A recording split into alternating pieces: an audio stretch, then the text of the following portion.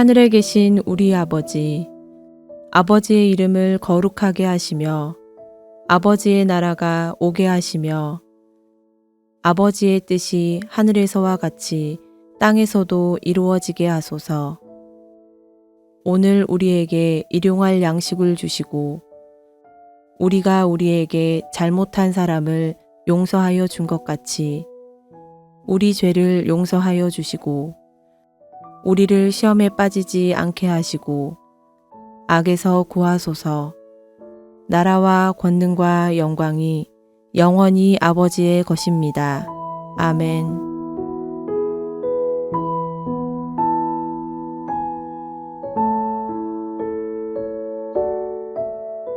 왕이 뭇 백성에게 명령하여 이르되 이 언약책에 기록된 대로 너희의 하나님 여호와를 위하여 유월절을 지키라 하매 사사가 이스라엘을 다스리던 시대부터 이스라엘 여러 왕의 시대와 유다 여러 왕의 시대에 이렇게 유월절을 지킨 일이 없었더니 요시야 왕 18째 해에 예루살렘에서 여호와 앞에 이 유월절을 지켰더라.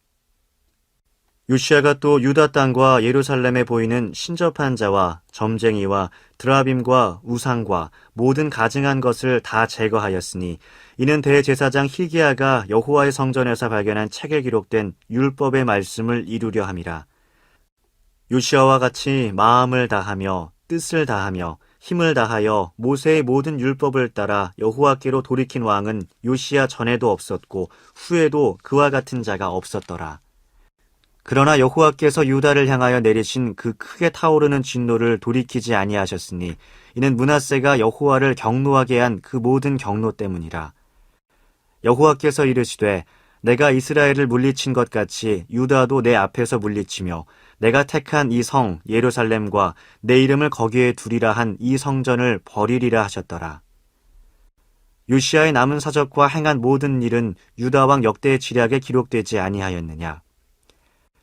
요시야 당시에 애굽의 왕 바로 느고가 아수르 왕을 치고자 하여 유브라데 강으로 올라가므로 요시야 왕이 맞서 나아갔더니 애굽 왕이 요시야를 무깃도에서 만났을 때에 죽인지라. 신복들이 그의 시체를 병거에 싣고 무깃도에서 예루살렘으로 돌아와 그의 무덤에 장사하니 백성들이 요시야의 아들 여호아하스를 데려다가 그에게 기름을 붓고 그의 아버지를 대신하여 왕으로 삼았더라.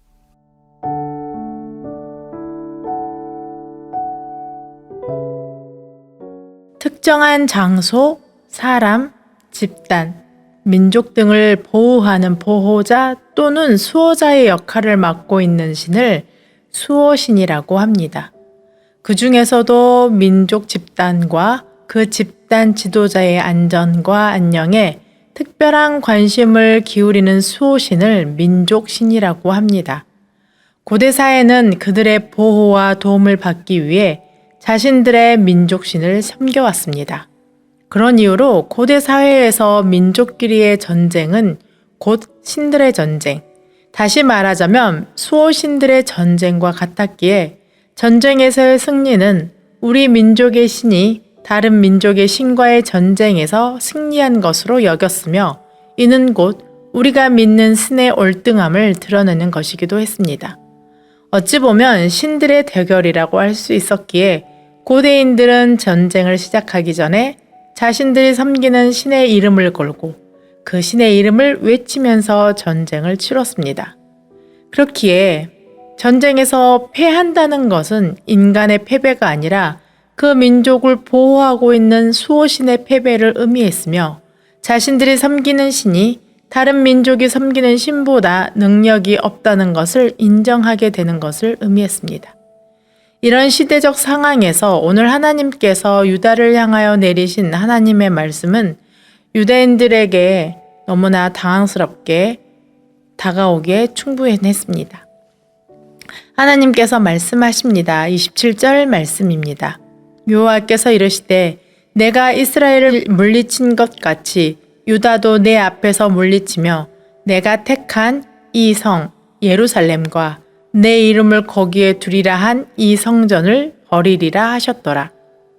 하나님께서 유다가 아닌 하나님이 직접 선택하시고 자신의 능력이요 권세요 명예와 같은 이름을 둔 예루살렘과 성전을 버리겠다는 것은 바벨론의 침략으로 멸망할 것을 의미하는 내용이었습니다. 그리고 이는 곧 바벨론과의 전쟁에서 패배하게 될 것이라는 것을 의미하는 것입니다. 앞에서 말씀드린 고대사회 전쟁이 가지고 있는 상황 속에서 유다와 바벨론과의 전쟁에서의 패배는 유다의 하나님, 유다의 여호와 하나님이 바벨론의 신 바알에게 패배하는 것을 말하는 것입니다. 이방의 우상에게 패하는 여호와 하나님? 스스로가 참 하나님이신 여호와의 선택을 받은 민족이라 생각했던 유다 사람들에게 이는 엄청난 충격이었을 것입니다. 그들이 충격을 받은 이유는 그들이 섬기는 여호와 하나님을 다른 이방 민족이 섬기는 수호신과 같은 존재로 여겼기 때문입니다. 그들은 자신들의 특별함이 여호와 하나님의 선택을 받게 되었다 생각했으며 자신들을 선택한 여호와 하나님의 이름을 둔 성전이 그들에게 있기 때문에 여호와 하나님이 자신들에게서 떠날 수 없다고 생각했을 것입니다. 그들은 여호와 하나님을 그들이 생각하는 딱 그 수준으로 전락시켜 버렸습니다. 여호와 하나님의 이름을 성전에 둔 이상 절대 그 성전을 떠나지 못하는 존재. 당시 시대적 상향에 맞춰져 있는 한 민족만을 보호하는 수호신으로만 존재하는 딱 그 수준의 신으로 하나님을 여겼다는 것입니다. 그러나 유다를 선택하신 여호와 하나님은 그 누구에 의해서 길들여지거나 조종당하시지 않으시는 하나님. 그분은 스스로 존재하시는 유일한 하나님이셨습니다. 그 하나님은 인간이 지어놓은 그 좁디 좁은 성전 안에 갇혀 계실 분이 아니셨습니다. 그 하나님은 온 우주를 창조하시고 다스리시는 창조주 하나님이셨기 때문입니다. 하나님은 어디에나 계시며 온 하늘은 주의 보좌요 온 땅은 주의 발등상에 지나지 않는 그런 분이셨습니다. 인간에게 중요하고 특별한 그곳이 여호와 하나님에게도 그만큼의 의미를 지닐 수 있을 것이라고 생각하는 것은 그저 인간의 생각에 지나지 않습니다. 오히려 하나님께서 인간의 수준에 맞춰 주신 것일 뿐 온 우주가 하나님의 뜻을 드러내는 장소임을 인간이 인정하지 않았을 뿐입니다. 여호와 하나님께서는 자신의 이름을 둔 성전을 버림으로써 그들을 선택하시고 지금까지 보호하신 하나님이 천지의 창조주 하나님이시며 온 우주를 다스리시고 통치하시는 하나님이심을 온 유대에게, 온 유다의 사람들에게 알려주고 계시는 것입니다. 놀랍도록 위대하신 창조주 하나님께서 왜 자신이 선택하고 부르시고 자신의 이름을 둔 성전을 버리시면서까지 유다를 하나님 앞에서 물리치셨던 것일까요? 예전에 제가 교육과 교수님께 이런 질문을 드린 적이 있었습니다. 교수님, 사람이 사랑받을 만한 행동을 하니까 사랑을 받는 것일까요?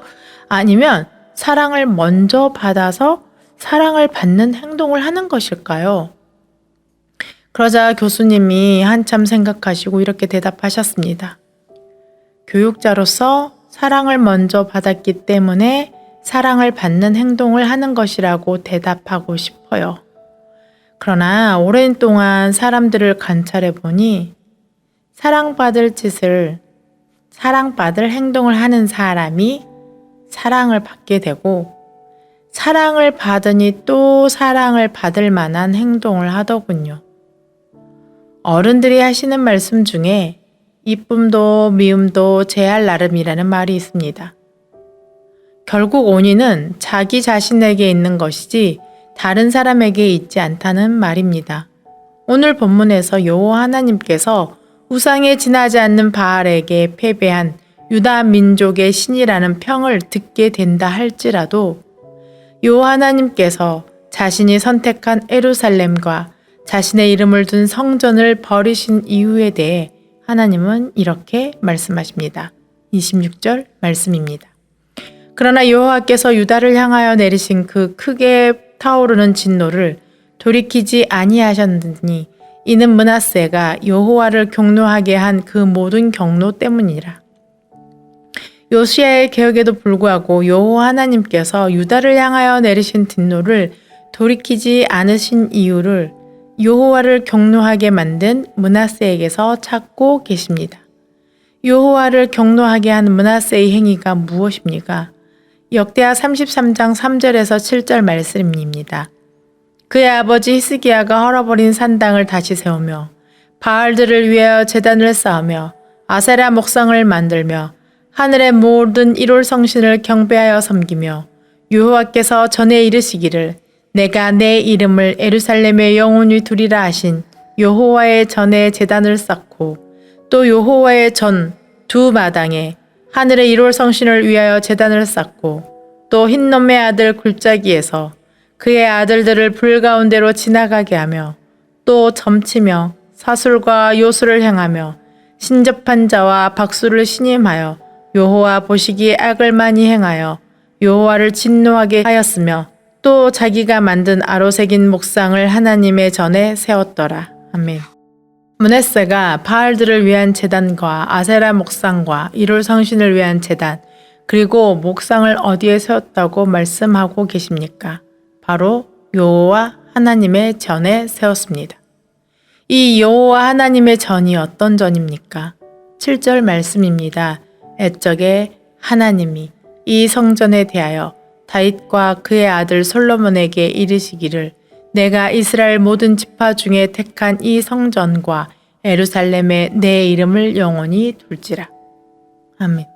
요 하나님께서 거룩하게 구별하여 자신의 이름을 두겠다고 했던 바로 그 성전입니다. 요 하나님의 성전은 오직 하나님의 거룩하신 그 이름이 있는 곳입니다. 그런데 므낫세는 거룩한 여호와 하나님의 이름이 있는 그곳에 여호와 하나님께서 가증하게 여기는 우상을 세워놓고 유다로 하여금 꾀임에 빠져 하나님을 버리고 이방의 우상을 섬기도록 했으니 그 하나님의 진노가 얼마나 컸겠습니까? 므낫세의 행위는 어른들의 말씀처럼 미움도 제할 노릇이라는 말에 딱 제격인 듯합니다. 그렇다면 므낫세는 왜 하나님의 성전에 우상을 위한 제단을 세우고 섬겼을까요? 인간이 우상을 섬기는 이유는 우상은 섬김의 대상이 아니라 자신의 유익을 위한 도구로 사용할 수 있기 때문입니다. 우상을 섬기는 데는 인격적인 관계가 필요 없습니다. 그저 내가 얻고자 하는 것을 얻기 위해 그들의 필요를 채워주면서 달래주기만 하면 될 뿐입니다. 내가 이것을 줄 테니 너도 나에게 그만큼의 것을 주라는 것이지요. 그러나 여호와 하나님 어떠할까요? 여호와 하나님이 우리에게 요구하는 것은 거래가 아닙니다. 하나님의 필요를 채워주면 그에 상응하는 복을 주는 것이 아닙니다. 여호와 하나님이 우리에게 요구하는 것은 하나님이 명령하신 율법과 율례와 규례를 지켜 행하라고 하십니다. 그것이 무엇입니까? 하나님을 사랑하고 이웃을 사랑하라는 명령입니다. 세상에서 행하기 가장 어려운 것 중 하나가 무엇인지 아십니까? 타자를 사랑하는 것입니다. 그것도 보이지 않는 하나님을 사랑하는 것. 나에게 도움이 되지 않는 이웃조차 사랑해야 하는 것입니다. 사랑은 하나의 행동으로 정의되지 않게 사랑하는 것이 어려운 것입니다. 그러나 우상은 사랑을 요구하지 않고 보여지는 재물을 요구합니다. 그런 우상을 섬기면서 얻을 것을 얻는 것이 쉬웠을 것입니다. 므낫세가 우상을 섬기는 것은 여호와 하나님이 요구하시는 것을 거부하는 것을 의미했으며 요 하나님의 성전에 우상을 위한 제단을 놓는다는 것은 하나님의 요구를 거부하는 것을 뛰어넘어 하나님의 말씀대로 살아가는 하나님의 백성이 되는 것을 거부한 것이었으며 자신이 신을 조종하는 자리에 앉겠다는 의지를 보여준 것입니다. 이런 교만하기 짝이 없는 므낫세에게 하나님께서 자신이 진정 누구인지 보여주시기로 작정하셨던 것입니다. 앞에서 말씀드린 것처럼 그저 한갓 인간의 손에 만들어진 그 좁아터진 성전에 갇혀 계실 분이 아니라는 사실 말입니다. 교만의 가장 좋은 약은 환난을 당하는 것입니다.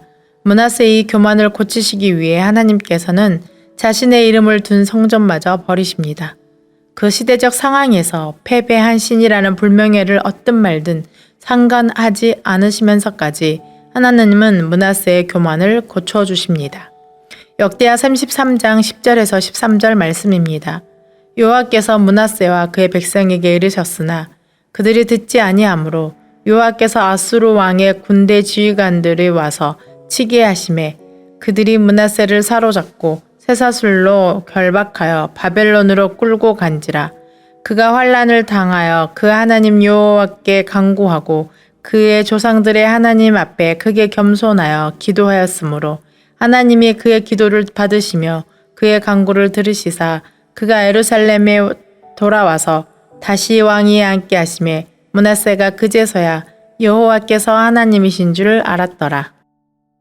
하나님이 허락하신 고난으로 므낫세는 겸손히 하나님의 뜻을 따라 여호와의 전과 예루살렘의 모든 우상을 제거하고 여호와의 제단을 보수하고 유다를 향하여 명령하기를 이스라엘 하나님 여호와를 섬기라 명령하게 되었습니다.